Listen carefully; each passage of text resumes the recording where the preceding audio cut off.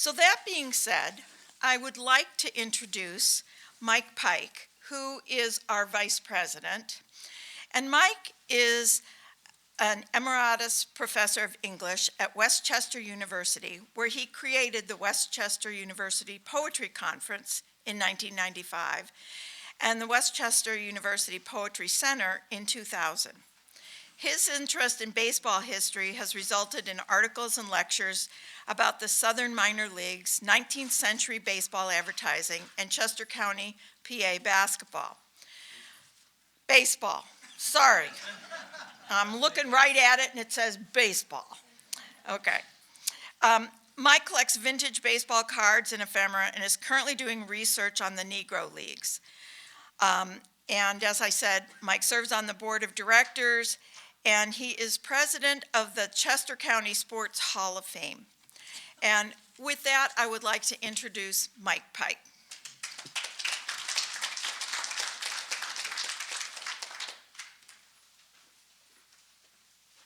Thank you, Barbara. I figured since Nico wore a suit, I should clean up my act and, look appropriate. As Barbara said, I played basketball. I actually never played baseball, except as, kind of fun. But I'm very happy to make this presentation today. Nico and I, ironically, gave a talk 8 years ago. And as Nico said at the beginning of his remarks, and I'll repeat that, what you're about to see are ephemeral pieces that are very scarce. They're just very difficult to find. And I'll mention a little bit more about that in a moment. But I want to begin by thanking, first of all, the Ephemera Society of America's Barbara Lowe and the committee for supporting my presentation today.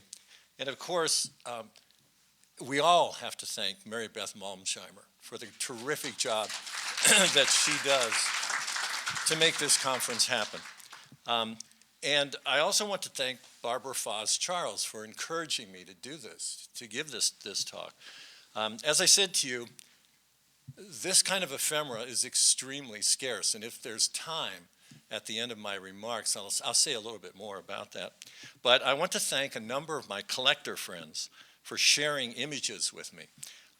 Ryan Christoph, and you're going to see the majority of the images that I show you about the last two teams come from Ryan's collection.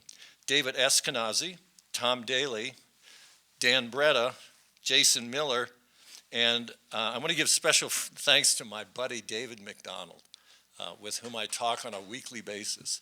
But a bouquet of thanks to my wife, Diane Peich, for her support, her careful reading, and for her patience in listening to me talk endlessly about black baseball and black baseball history. I'll barnstorm with her anywhere. Athletes the world over have moved from here to there to contest games.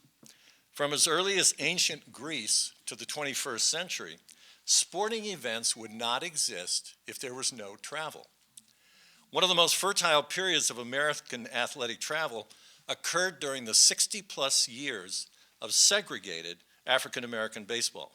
From 1886 to 1947, Jim Crow America closed the door on black professional baseball players. Black teams had to travel extensively if they wished to make a living playing baseball. Some of them playing more than 200 games a year. In Major League Baseball, there's 162 games. So imagine adding a quarter more to your season. Like the original theatrical Barnstormers who took to the road and staged performances in rural barns, black barnstorming baseball teams crisscross America, performing wherever they could find games and entertaining fans with a mixture of baseball and clowning hijinks. This presentation will focus on independent barnstorming teams that were not part of the organized Negro Leagues of 1920 to 1952. Many of these early clubs showcased the sport's greatest African American players, paving the way for the Negro Leagues to organize. But it wasn't until Jackie Robinson broke the color barrier in 1947 that racial discrimination began to erode and players of all colors and ethnicities could play professional baseball together. The 6-decade history of black baseball is defined by the heroic determination, and I stress that, heroic determination of African American players who refused to allow crushing racism to keep them from the game they loved. America was smitten with baseball after the Civil War. People of all ages, races, and regions were crazy about playing the game, and young boys dreamed of becoming famous ball players. Club teams were formed, and it seemed as if every city and town in America had a local nine. The national press covered baseball and fed America's infatuation by providing daily box scores and news about the games and players. Manufacturers used baseball images on trade cards, tobacco companies issued collectible player cards, and even academic institutions highlighted their sporting fields. America was awash in baseball. And if you look at this, you can see here a cigar box label. These are two of the earliest baseball cards issued by tobacco companies. This one is one of my favorite baseball cards. I love the fact he got his suspenders down. And it's, oh, I'm sorry. This one is one of my favorite poses. Ed Andrews is here with his suspenders down, posing for the camera. And here's Fort Edward Collegiate Institute with one of their covers, and they chose to put a baseball diamond on it. America's railroad system enhanced baseball's popularity by making it possible for professional and, whoops, what happened? Diane, stop your clock.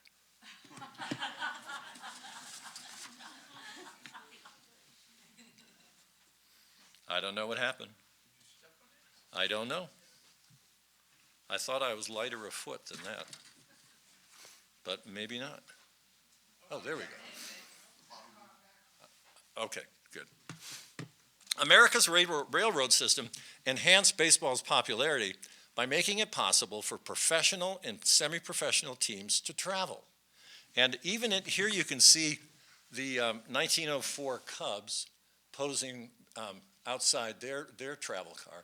And over here on the right, this is a schedule issued for the Eastern Carolina League. And this is the Atlantic Coast Line, which was out of Wilmington, North Carolina. And it lists the cost for travel from Wilmington to all the other teams that played in the Eastern Carolina League. And when you flip it over, there you have a schedule. A nice little piece of advertising ephemera. The early game was not bound by race, since African Americans embraced it as fully as their white neighbors. The passage of the 13th, 14th, and 15th Amendments in 1865, 68, and 70 meant that black and white players were free to play together. Several African American pioneers like Bud Fowler, Moses Fleetwood Walker, Bud Grant, Frank Stovey, and others played on white professional teams in the 1870s and into the 1890s. Playing professionally, though, was only possible for a handful of black players, since Jim Crow laws had established the color line. Despite legislated freedoms, prejudice against African Americans was common. In baseball, black players were subjected to verbal taunts, bad calls by umpires, physical abuse by errant pitchers, and hard slides. White America wanted to exclude blacks from their game, and they often refused to play opponents with players of color on the opposing teams. The most notable refusal to play incident occurred on July 14th, 1887, when future Hall of Famer Adrian Cap Anson, a member of the Chicago White Stockings, I don't know why this keeps happening, but it does, there we go,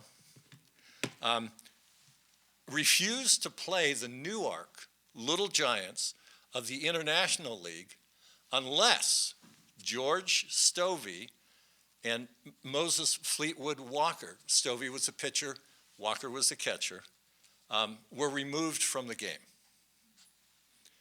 Newark relented. They had a big crowd expected. They expected a big gate. So Newark relented, and Stovey, one of the greatest black pitchers of the 19th century, was scratched due to illness, or so it was reported. In an ironic twist of justice, the game was played, and Chicago lost 9-4. Would that it had been 9-0. That same day, International League officials met in private and adopted a resolution prohibiting clubs from signing black players to future contracts because they, quote, drove white men from the league, unquote. Anson's public crusade against teams with black players came to be known as the Gentleman's Agreement. That almost sickens me to say, the Gentleman's Agreement. Black players were excluded from white teams. African American participation was further disparaged by the 1886 Plessy-Ferguson Supreme Court decision. And as many of you know, that decision established racial segregation, under the separate but equal doctrine. The ruling denied African American baseball players access to the audiences white teams enjoyed. And even though African Americans loved the sport as passionately as whites, by 1900, all blacks were forced out of the white professional leagues. There was one exception, and if I have time, I'll tell you about that. Marginalized black players, managers, promoters, and owners had to rethink the business of established white baseball and create a product that employed talented players of color and attracted fans. The future livelihood of black baseball was built on two notions: entertainment and travel. A baseball game was a form of leisurely entertainment, and as you will discover, black baseball offered amusement that went way beyond a typical baseball game. But the key to African American baseball was travel, and it became an accepted way of life until the color line was broken in 1947. And I would call your attention to the little handout you were provided. You can read that at your leisure. This is a quote from Arthur Hardy, who was one of the early barnstorming black players. And it gives you a sense of how difficult it was. The train station could take you to towns along the train line, but that's not the only towns you played in. As Hardy points out, you might play in a little town 30 miles east of the train line. There was no train going out there, and you had to get there, you had to find housing. It was terrible. Okay, we're moving along. The 1886 Cuban Giants were the first professional African-American baseball team. They were organized in 1885 at the Argyle Hotel in Babylon, Long Island, by head waiter Frank B. Thompson, who amused guests by staging baseball games made up of the hotel's waitstaff. African-American baseball games were popular hotel entertainment in the early 1880s for two reasons. One, America's favorite sport was being played, and it attracted audiences. But two, The hotel games also appealed to racial stereotypes, since it was a novelty for white audiences to witness African Americans playing baseball. The Argyle's games grew in popularity, and Thompson, a Philadelphian, moved his Keystone Athletics from Philadelphia to play at the Babylon. By summer's end, he merged some of his players with a few players from the Philadelphia Orions and the Washington Manhattans and formed a black touring club.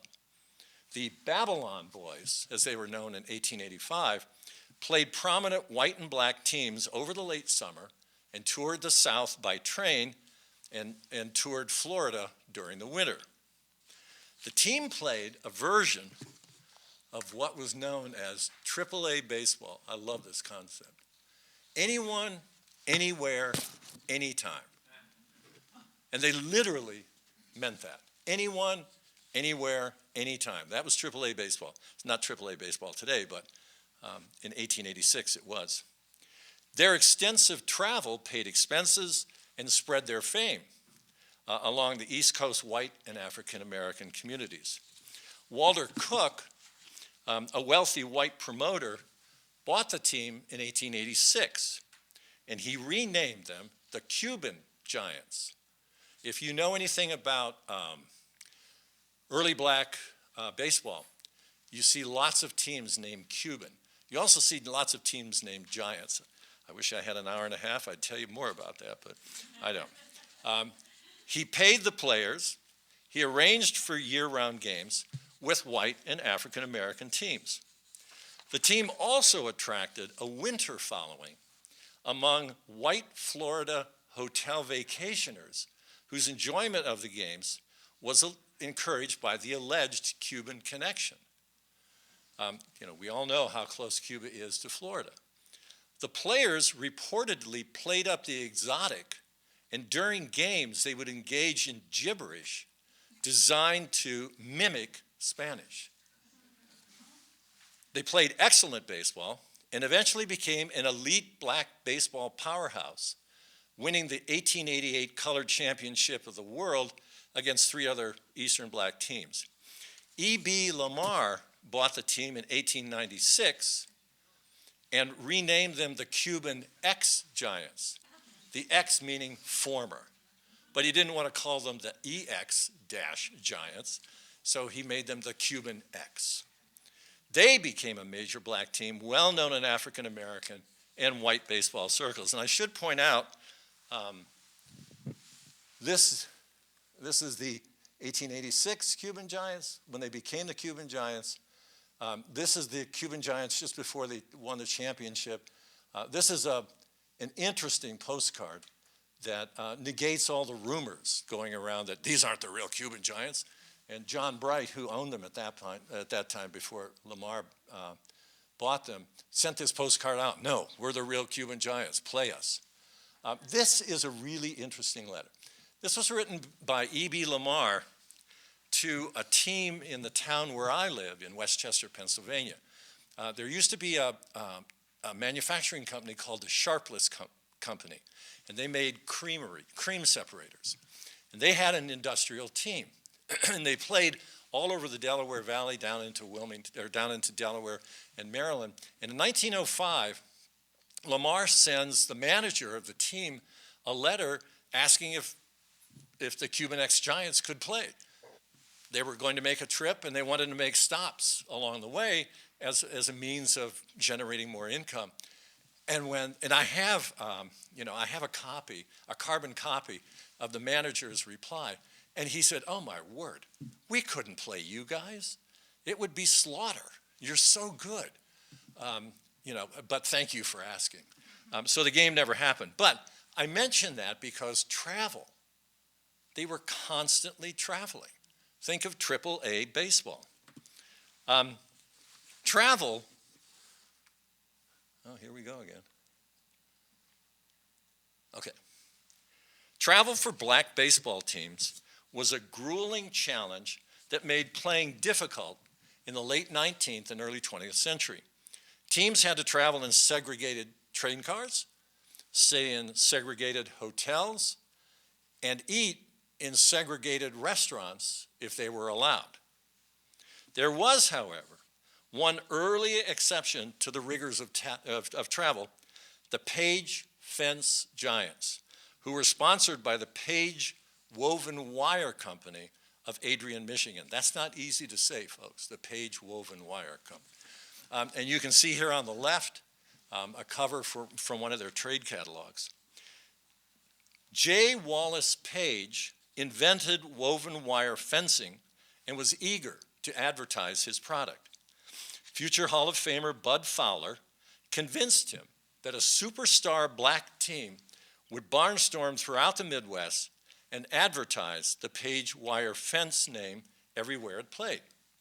J. Wallace agreed, and in 1895, Fowler assembled the Page Fence Giants, a powerhouse team that included two future Hall of Famers, Frank Grant and Saul White, and hitting sensation, Grant Home Run Johnson.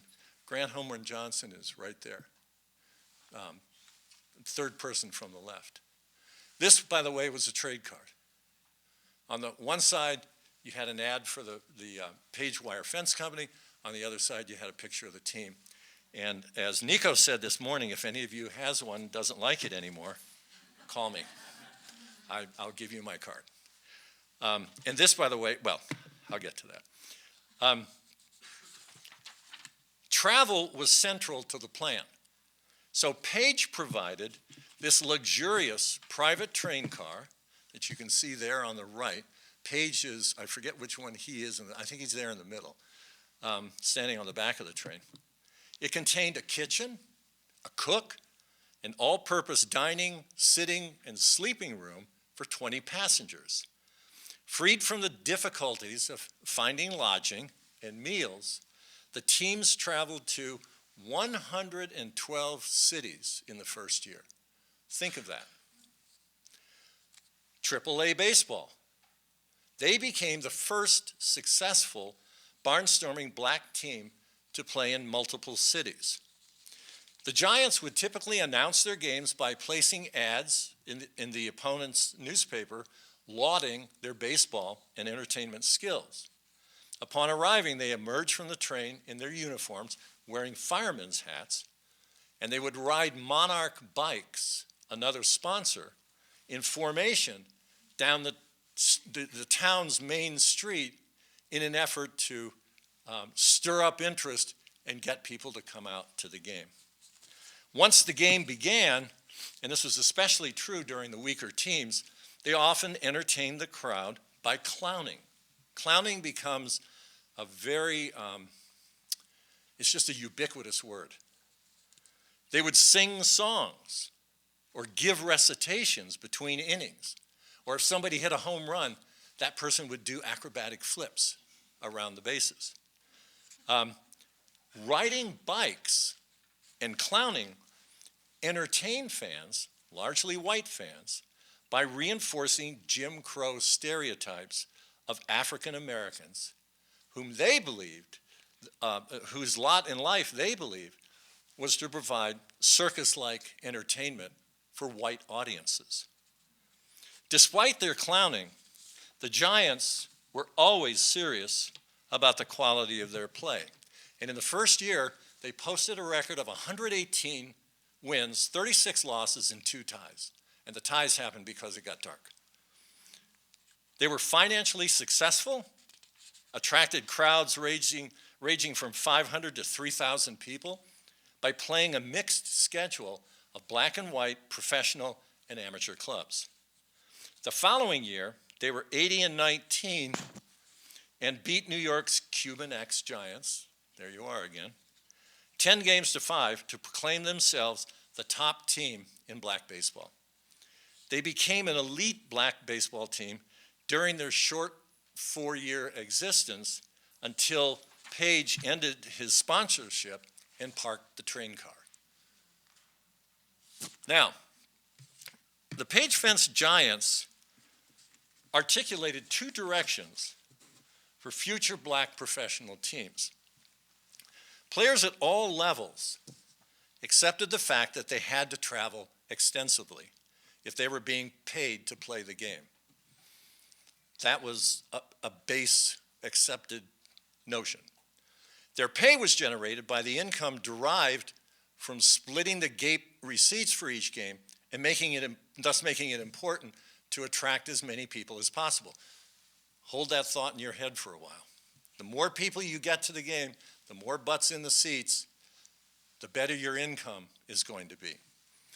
Black teams competed successfully with semi-professional and major league white teams. The Peich Fence Giants played the Detroit Major League team. African-American players' skills established that they were not the inferior curiosities white Americans perceived them to be. The Peich Fence Giants paved the way for the development of a growing number of elite black teams that relied less on clowning and more on professional baseball. That's a big distinction right there. Among the teams that played professional baseball were the Philadelphia Giants, the Cuban X-Giants, Chicago American Giants, Hilldale Daisies, Homestead Grace, Kansas City Monarchs, and they employed players like Baseball Hall of Famers. I mean, this is quite a list here. Pete Hill, Oscar Charleston, Pop Lloyd, Biz Mackey, Martin DeHigo, who was Cuban, Josh Gibson, Rube Foster, and good old Cool Papa Bell. You've heard the stories, haven't you, about Cool Papa Bell? Satchel Paige would say that Cool Papa Bell was so fast, and he was, blinding speed. Cool Papa could turn out the lights in his bedroom and be in bed under the covers before the lights went dim. And it was true. What Satchel forgot to say was that the light switch had a little hitch to it. The teams that I just named for you became the core of the organized Negro Leagues of 1920 through roughly 1952. Their history is well documented. I'm not going to talk about them. Less well-known professional black teams were made up of players who had to endure physically taxing travel to, they hoped, reach the elite level. In addition to travel obstacles, they had to overcome social prejudices. Because they often played white teams in rural and urban communities, they supplemented their playing with entertainment designed in part to reduce white unease over losing to black players. That's a significant concept, or fact, not a concept, it's a fact. Clowning, parading in the streets, performing antics during a game, and staging minstrel shows were also the behaviors that attracted spectators. And the more viewers who attended, the more income a team could generate.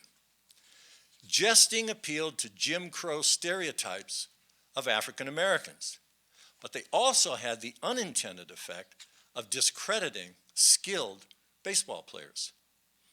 The history of these teams is less well known and includes teams like Brown's Tennessee Rats, the Ethiopian Clowns, and the Zulu Cannibal Giants.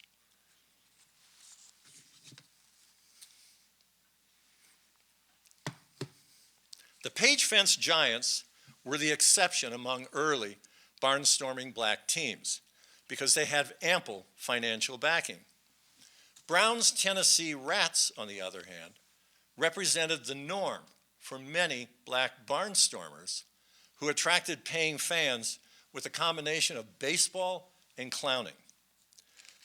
The Rats took jesting one step further and included minstrelsy as part of their draw. Walter E. Brown created the Tennessee Rats in Holden, Missouri, as an independent, touring-only team that barnstormed from 1909 to 1926. And when I say they were a touring-only team, what I mean is they had no home base. They were on the road all the time. The team was not from Tennessee, and the use of rat referenced the rats that swam in the polluted waters of the Mississippi and Missouri rivers. Rat was a distasteful reference, like savage or burglar, that some teams used to purposefully demean themselves as a marketing ploy.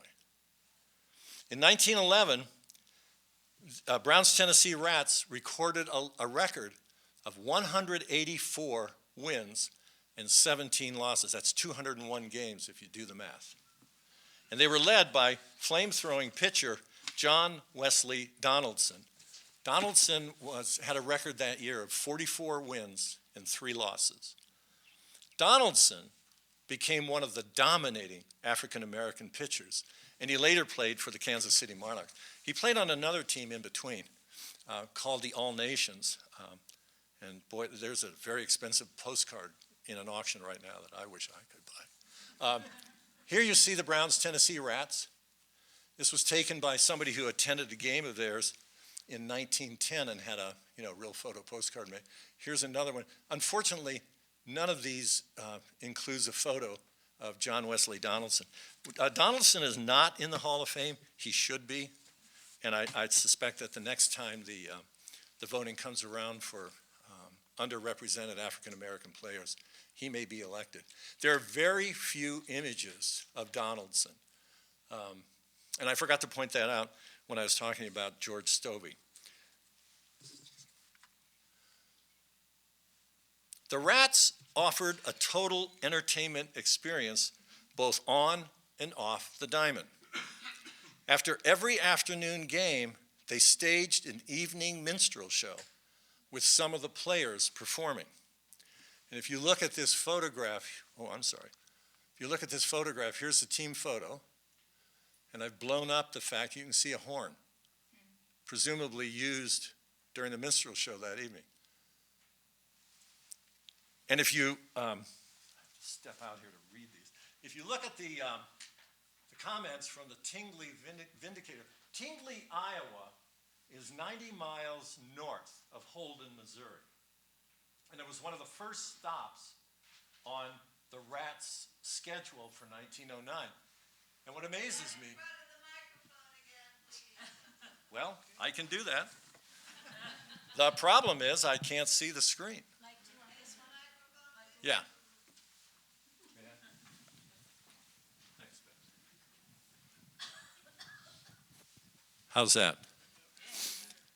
If you look at the report, the Tingley Vindicator was the town paper. They were to play the Rats on April 22nd in 1909. And if you look here, they point out that the Rats are a strong semi-professional team composed of 9 Negro base. Many people have not seen a Negro team, and they will find them both capable and funny, and the gate receipts will be divided. And then after the game, the big thing is, the Rats didn't win, but the minstrel gave a very good performance at the Opera House that night. Tells you a little bit about what their interest was.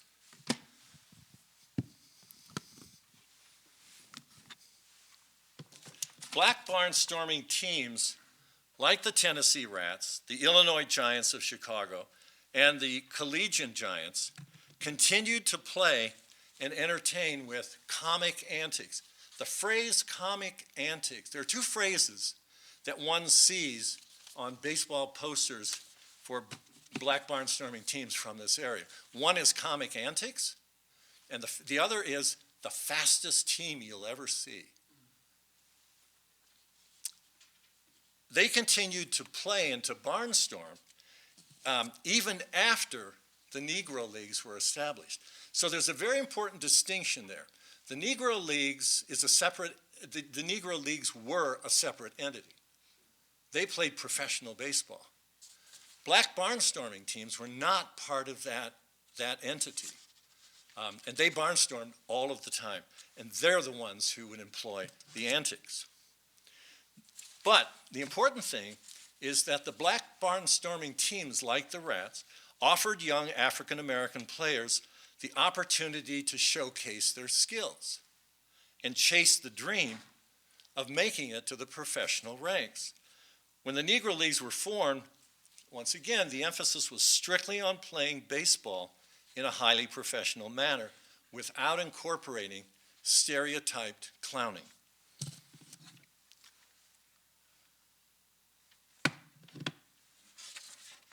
In 1920, Andrew Rube Foster formed the first African-American professional baseball league, the Negro National League.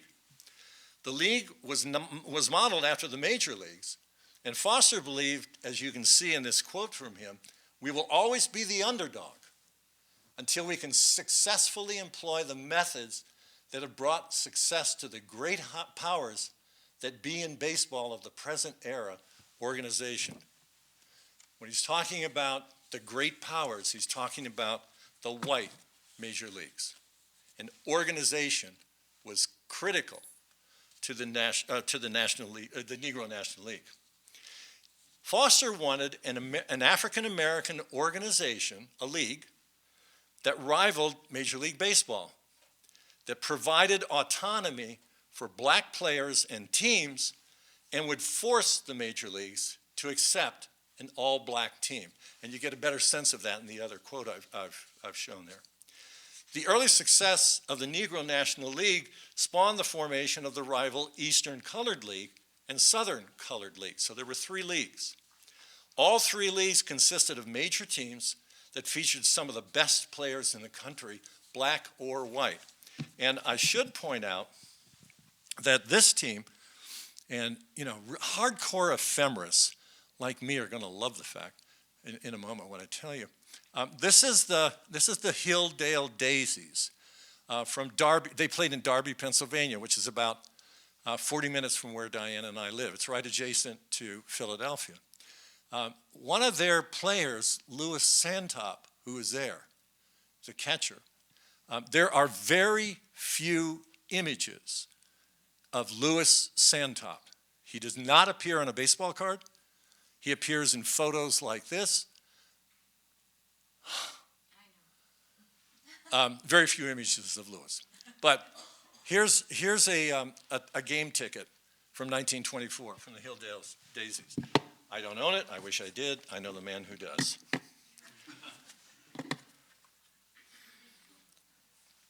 Negro.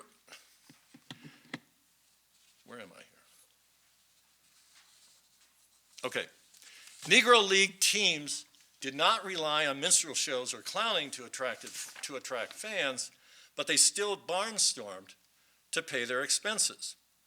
Unlike the white major leagues, which allowed barnstorming only after the season, black teams barnstormed year-round. And bus travel became the mode of travel. Bus travel allowed them to barnstorm. It just increased their mobility. And in 1930, the Kansas City Monarchs, and you can see down there in that poster, the Monarchs developed a portable lighting system that they would put on top of their bus, and they could advertise, well, we've got lighting, and that meant they could play games at night, and that meant that people who worked during the day could come to the games at night, thus increasing the gate. I'm going to, unfortunately, Diane, according to my watch, I have more time. I have like 10 minutes. We had some. Well, I know, but they can ask me. This happened 8 years ago, and I like this woman. Satchel Paige was considered the king of barnstorming. And very briefly, during the Depression, when income was very difficult, a lot of known players like Satchel Paige would put together all-star teams, and they would tour. So you can see over here a poster for Satchel Paige. Actually, that's for the Kansas City Monarchs. That's my ticket. That's a 1950 Indianapolis Clowns ticket. These are Satchel Paige. He has actually two rookie cards. If you have any of those laying around, I'll gladly take them off your hands. But players like Satchel Paige would barnstorm, and they would clown. Satchel Paige, for example, would get on his knees, throw to his catcher who's sitting in a rocking chair, to warm up. Or Satchel Paige would call in his infield, have them sit down on the grass, and proceed to strike out the opposing batters. He was just he was an unbelievably talented pitcher. As we've seen, clowning traces its roots to the original Cuban giants and evolved through several iterations, including minstrel shows. Real baseball was played by talented athletes, but traveling teams were entertainers. And like the Harlem Globetrotters, fans expected to be humored. Two black teams, the Ethiopian Clowns and the Zulu Cannibal Giants, were successful in the 1930s and 1940s by playing to predominantly white crowds. Their success was built upon racial stereotypes, making them the extreme proponents of clowning.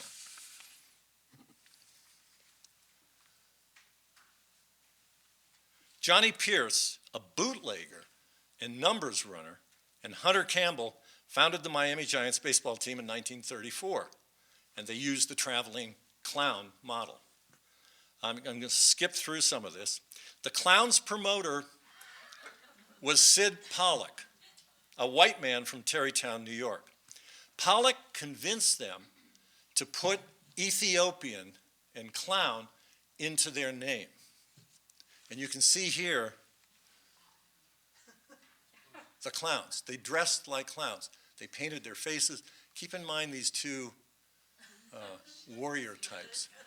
And of course, this is another trade card that I dearly wish I owned.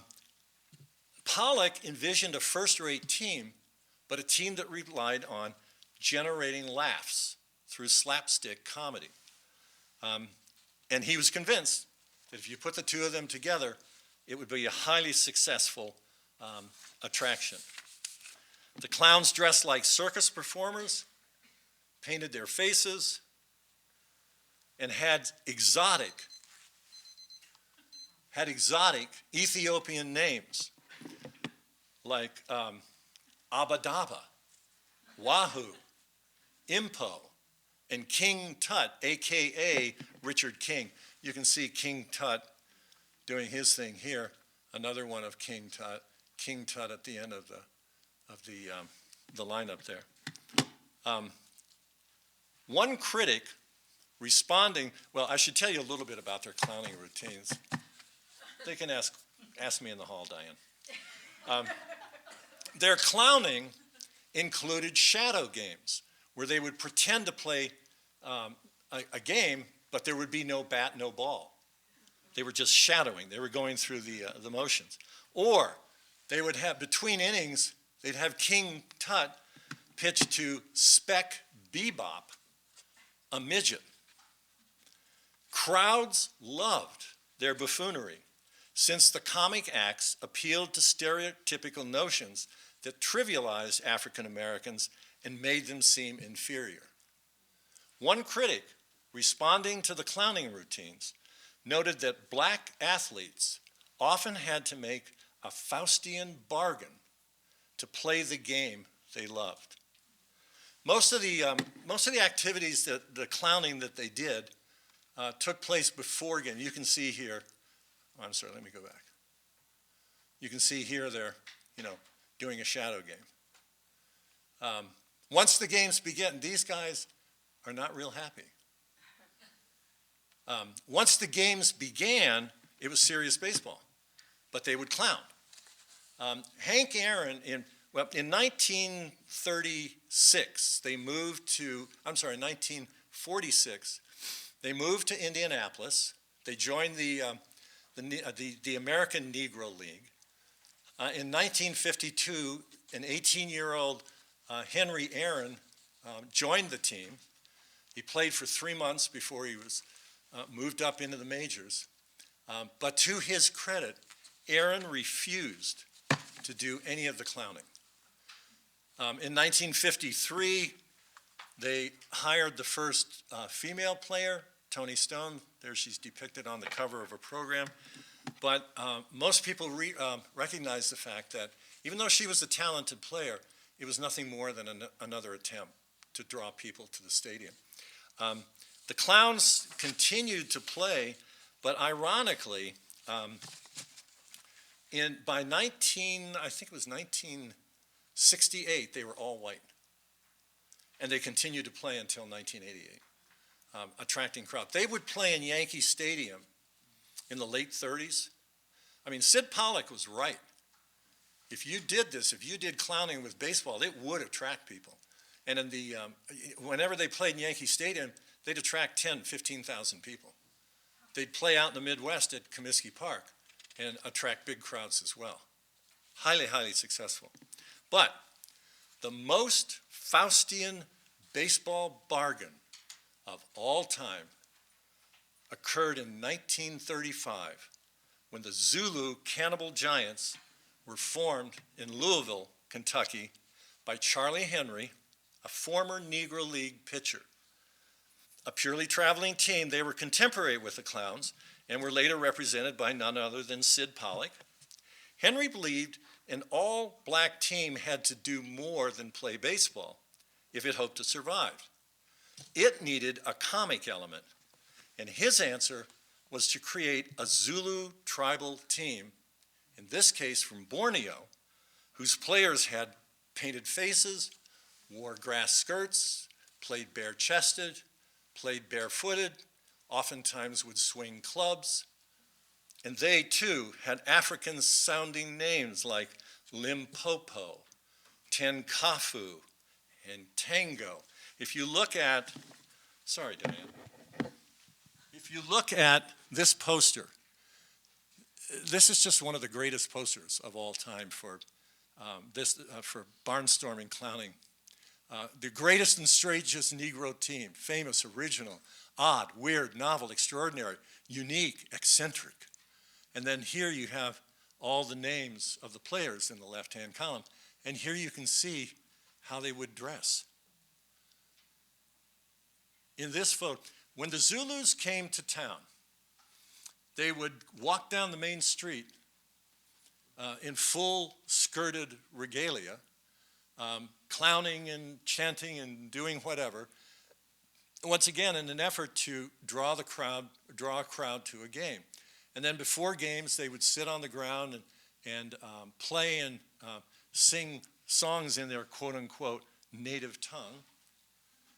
Here you can see them playing before a rural crowd. And here you can see them playing. This is how they played baseball. Here you can see them playing in a stadium with a fair number of people in attendance. It was demeaning. In the slide I showed you of that poster, you can't read it, but they played 251 games in 1937. They won 236. The spectacle the players performed before each game was demeaning, but they performed during the depths of the Depression and were willing to do anything to make money playing their sport. The pay, though, became unpredictable, and ultimately the players tired of playing barefoot and skirted. Henry sold the team in 1937 to Abe Saperstein. Abe Saperstein started the Harlem Globetrotters. They disbanded for a time and reformed in the 1940s, but their popularity, unlike the Clowns, soon waned after the outbreak of World War II.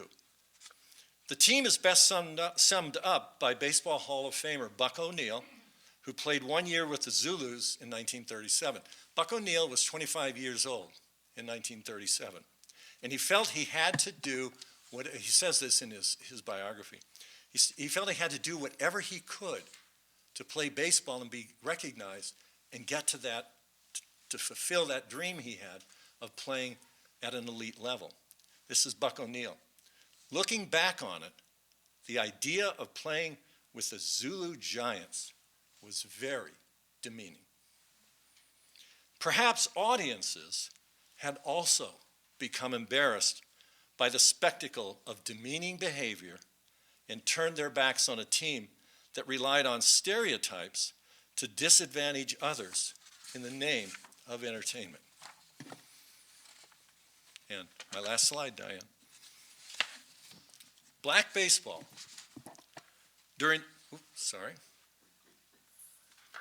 Black baseball during the 60 years of segregation was defined by many things: well-played baseball, comic activity like clowning, and relentless travel.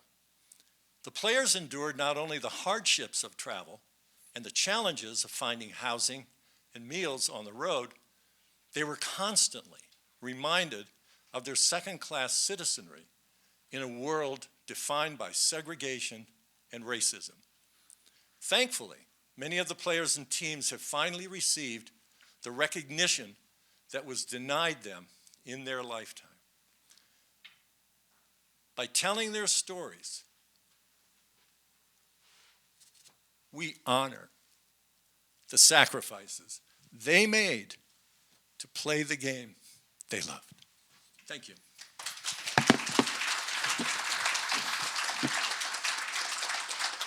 I should point out that these are 15 of the 37 Negro League. Oh, I'm sorry.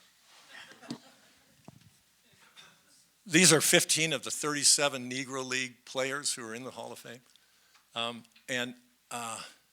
said to you, Louis Santop has no baseball cards. Many of them did not. The only way they had baseball cards is if they played in Cuba, and Cuban tobacco cards would issue baseball cards for him. Oscar Charleston is probably one of the greatest players, black or white, to have played the game.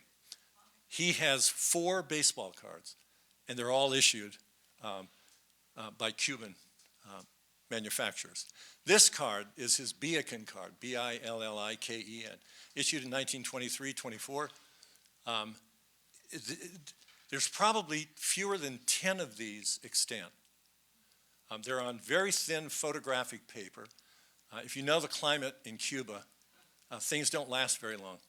And then to get off the island and onto the mainland in the United States is another challenge. This particular card belonged to a friend of mine, and he recently sold it for $55,000. I hate to monetize, but that's one, I guess, measure of how scarce these cards are. I think we have a few minutes, Diane, for a question. 2 minutes. We have 2. Yes, in the back. Oh, here. I'm going to ask one as I'm running this. Sure. So my question is, there's a fair amount of documentary evidence in form of ephemera about schedules and the players, but do we know what the players thought besides Buck O'Neill? The players, that's a good question, and that's a difficult one. On one level, the players were happy to play. On another level, the demeaning behavior they did not like. And the black press, the African-American press, didn't like it either. And they were constantly making comments in the African-American papers about what demeaning behavior they had to perform in order to play. Yes, your question. Yes, I'm Elizabeth Eisenberg, and I appreciate that you brought up clowning. I was unfamiliar with that. The Kansas City Monarchs are still playing Yes. at my Rotary Club. They had a speaker that came out, and they have a new stadium. And it's interesting you brought up entertainment, because that was sort of what they were saying is come out because there's great food places and great, So it was like that's still pairing the entertainment with Negro baseball. So, and also there's the Baseball Hall of Fame in Kansas City too, which is good. Thank you. Any comments on that link that's still continuing? Not really. I mean, that's just a... I don't have a microphone. Oh, I do have a microphone. In here, I thought I had such a projected voice. I think that's a club decision. The Baseball Hall of Fame has gone out of its way, as well it should, to discuss the Negro Leagues and to discuss barnstorming. The last 2 teams I showed you, there's a whole book written about the Peich Fence Giants. The last 2 teams I showed you, the Indianapolis Clowns and the Zulus, very few serious collectors, baseball card collectors, know about the Zulus. My friend Ryan has this fabulous archive. We just need to talk about it. Yeah, Dick. A real sidelight. You mentioned the black player Home Run Johnson. Bringing that up to the modern era, the great pitcher Dennis Eckersley, after he retired, he finished his career as a broadcaster, the color guy for the Red Sox. And Eck is a character, and he had a whole vocabulary that he made up for everything that happened in a game that was hugely entertaining until he retired last year. But for instance, a slow fastball that was easy to hit was salad. And so if someone hit one of those kind of things out of the park and got a 3-run homer, he'd say, he hit that salad for a 3-run Johnson. Yep, and he's talking about Grant Homer. Because he picked it up from Home Run Johnson. Exactly right. White players and managers knew about the great players in Negro League and in black baseball. John McGraw dearly wanted to sign George Stovey, but he couldn't. And by the way, there are very few images of George Stovey. Very few, yeah. How many of the teams had black in their name? It varies. There was the New York Black Giants, Yeah. I think? Well, to distinguish them from the New York Giants, yeah. Giants was a popular name because of McGraw, because he was a proponent of black baseball, but his hands were tied because of the gentleman's agreement. Question. Yeah, David. My slight acquaintance with the subject matter, when I see pictures of crowds at Negro League games, they're black. And I'm wondering whether they're much of a black audience for these barnstorming teams or any characterization of It depended on white and black Yeah, crowds. it depended on the town you were in. If the town had a large African-American population, they would be out to watch.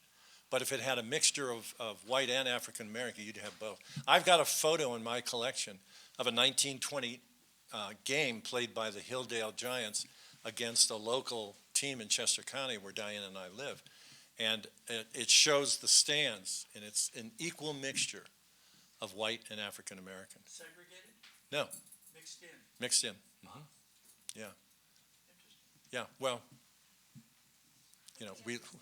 we live in a Quaker community. Any other questions? Thank you so much for your attention.